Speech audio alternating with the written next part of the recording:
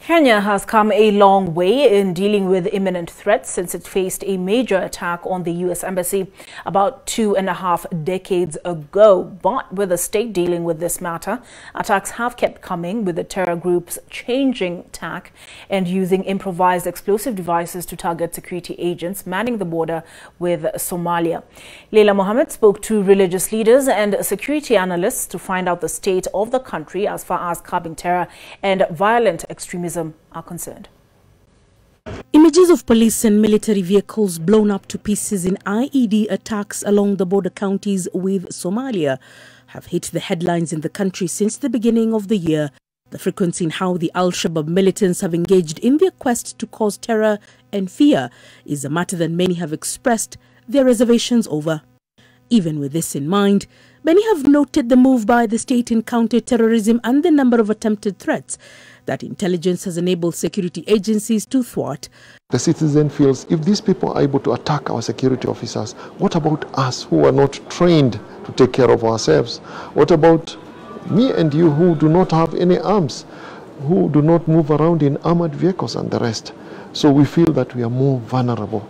Those who have served within the counter-terrorism circles say that while an attack on an urban setup like was experienced in Westgate and Dusit have not been witnessed in the country in the last few years, such quiet moments should be a time to raise the stakes in securing the nation.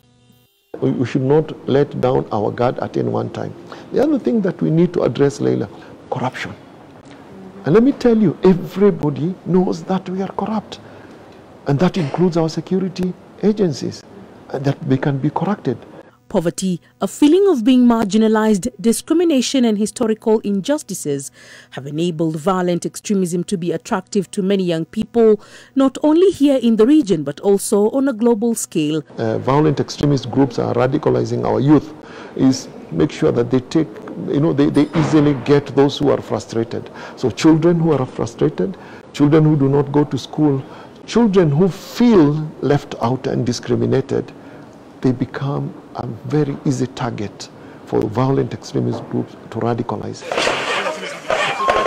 Countering violent extremism has been seen as a contest of messaging against terrorists, better prepared to publicize their propaganda. Testimonies, there's many testimonies, there's thousands of people who have been interviewed who joined and then left Al-Qaeda, ISIS, Al-Shabaab and other groups. And we can use their testimonies to good effect to help dissuade younger people.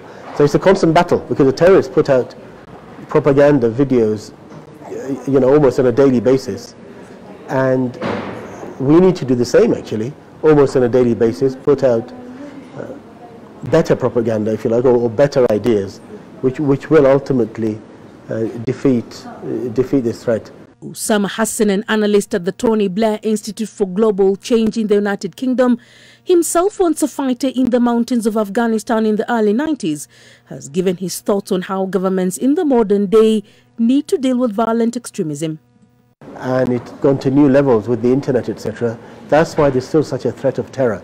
And unless we defeat the ideology, I've been working in this field for a long time, and now Western governments, my own boss, Sir Tony Blair, and others, they all agree, Western leaders, that we cannot defeat this problem through military means alone.